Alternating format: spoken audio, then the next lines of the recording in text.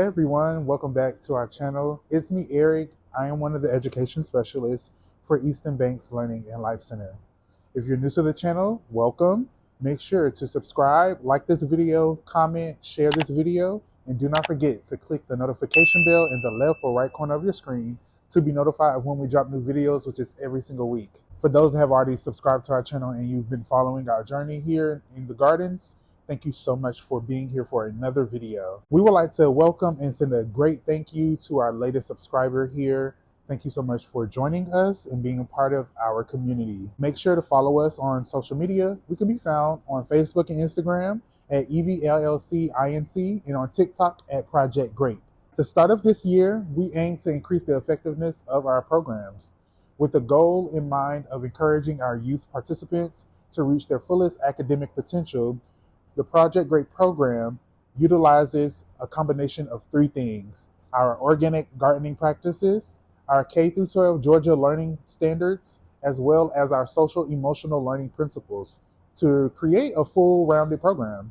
Through our Sister Linkage Mentoring Program, we've been able to assist young girls and women achieve great things. We've been able to assist them in building healthy relationships, understanding their emotions, as well as understanding and learning what educational endeavors they enjoy to create a lasting career. As an organization, our focus is to join forces with other community organizations and members in a collaborative effort to reach common goals. In the hopes of educating, encouraging, and empowering the next generation of leaders, we are going back to our roots.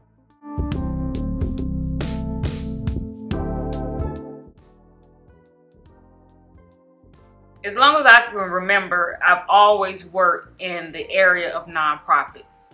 Throughout the duration of my college years, when I would come home and visit my mother, she worked at a nonprofit, and I would make extra money on the side by working in the office. And that sparked me to want to help other people. But I believe that helping others is just part of my DNA. But to start Easton Banks stemmed from working at a nonprofit in Florida with children. And throughout that time when that organization ended, people kept asking me, are you going to start your own learning center? Are you going to start your own learning center? And that time I was like, not really. But I attended the funeral for Coretta Scott King back in '06. And this was leading up to the birth of Easton Banks.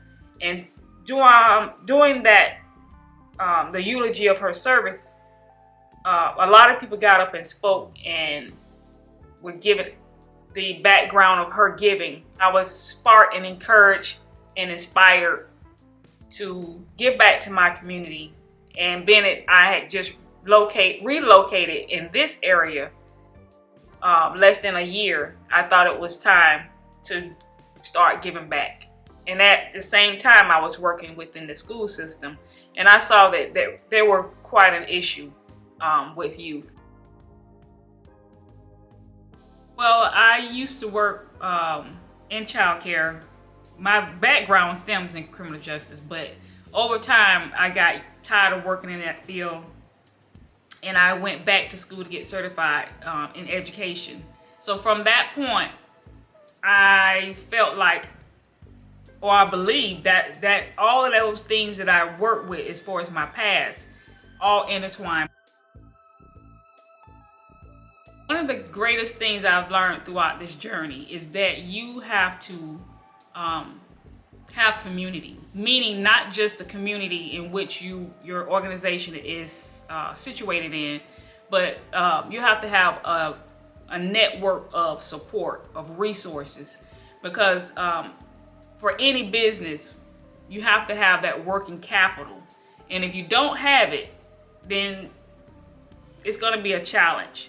So throughout this duration of 18 years of providing service within the county in which we are, and you know, surrounding counties as well, I found that my network of resources, meaning those who I've met throughout my journey with other organizations, has helped me tremendously. So my advice is, if you're trying to start a nonprofit organization, it would be incumbent of you to surround yourself with people that have knowledge or doing what you're trying to do, you can gain more information from others. So build a community of or infrastructure of knowledge and information.